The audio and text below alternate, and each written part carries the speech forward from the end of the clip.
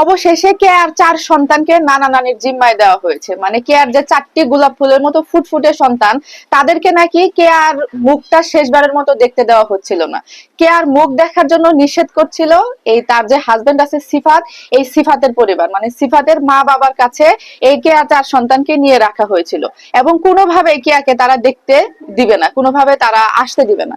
তারপরে কেয়ার মা বাবা মানে বলতেছিল যে আমার মেয়ে কি, আমার নাতিপুতিটা কি শেষ দেখাও দেখবে না, এবং তারা একে আর মা বাবা বারবার করে রিকোয়েস্ট করতেছিল কে আর শ্বশুর শাশুড়ির কাছে, কিন্তু তারা রাজি হচ্ছিল না কোনোভাবে।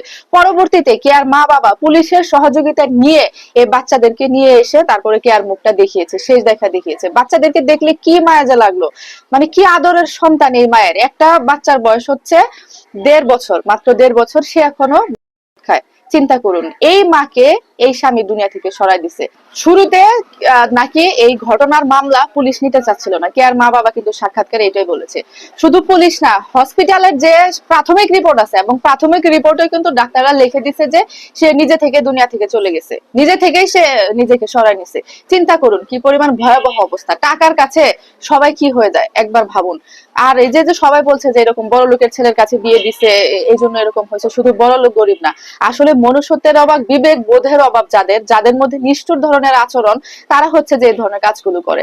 যারা বউকে বউ বলে মনে করে না, যারা বউকে আসলে মনে করে যে বাচ্চা পয়দা করার মেশিন, বউর কোনো ইচ্ছা অনিচ্ছা থাকতে পারবে না, বউর কোনো পছন্দ থাকতে পারবে না, বউ মুখ খুলে কথা বলতে পারবে না, বউকে যারা মেশিন মনে করে, রোবট মনে করে, সবসময় মনে করে যে আমার ক্ষমতায় চলবে, আমি যা বলবো তাই শুনতে হবে, এরকম স্বামী যারা, তারা এই ধরনের কাজগুলো বেশিরভাগ করে। আর খেয়াল করে দেখবেন, খোঁজ নিয়ে দেখবেন, এইসব স্বামীদের, এইসব ছেলেদের পরিবার কখনোই ভালো হয় না।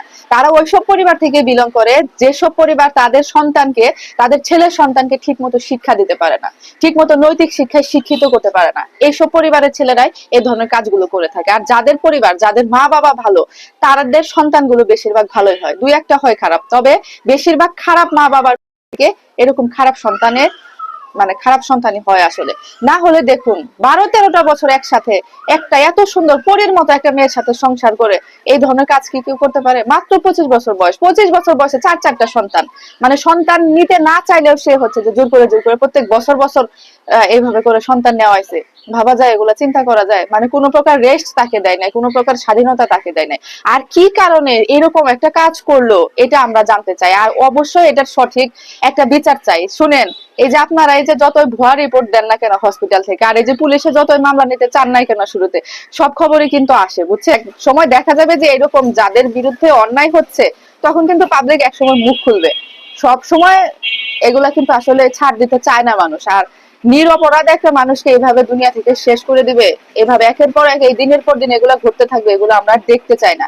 আমরা চাই যে যে কাজটি ঘটাইছে, যে তার স্বামী এইভাবে তাকে ঘটায় যে পালায়ে চলে গেছে, তাকে ধরে তাকে উপযুক্ত শাস্তির ব্যবস্থা করুন। ঠিক আছে, এটাই আমরা চাই। সবার একটাই দাবি, সবার একটাই চাওয়া।